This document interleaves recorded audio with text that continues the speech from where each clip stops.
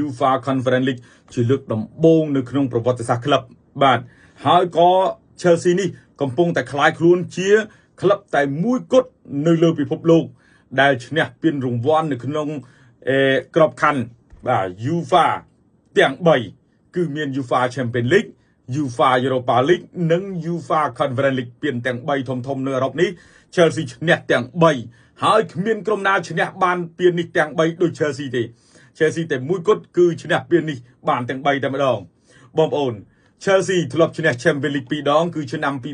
2011-12 ហើយនឹងលើកចុងក្រោយឆ្នាំ 2020-2021 បាទហើយ Chelsea ធ្លាប់ឈ្នះ UEFA Europa League បាន2 ដងដែរ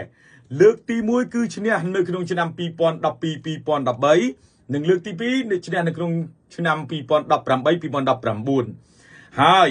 ការឈ្នះ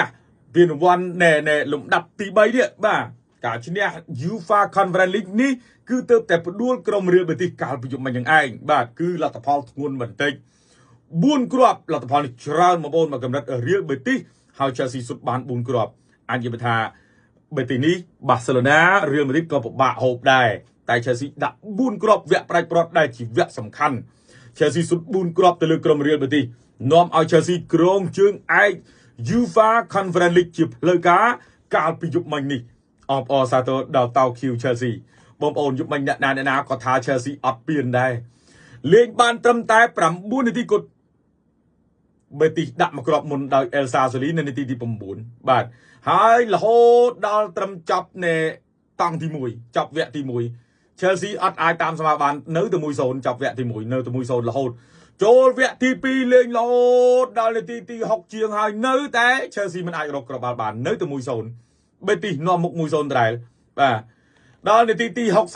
65បាទ Enzo Fernandez រកគ្រាប់បាល់តាមស្មើអ្នកបញ្ជូនបាល់ដោយ Cole Palmer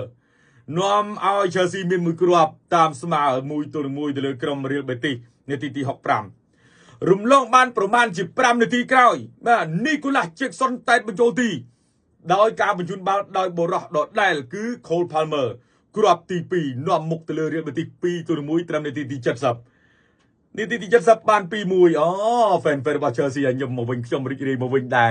fan បងប្អូនអើយបាទស្រឡាញ់តោ Q Chelsea បាទហើយដល់ពេលមិនទាន់អស់ទេបងប្អូននាទីទី70ហើយមាន2គ្រាប់ទៅ1ហើយដល់ទៅពេលនាទីទី83លើកបាន13នាទីក្រោយ Chelsea ដាក់គ្រាប់ទី3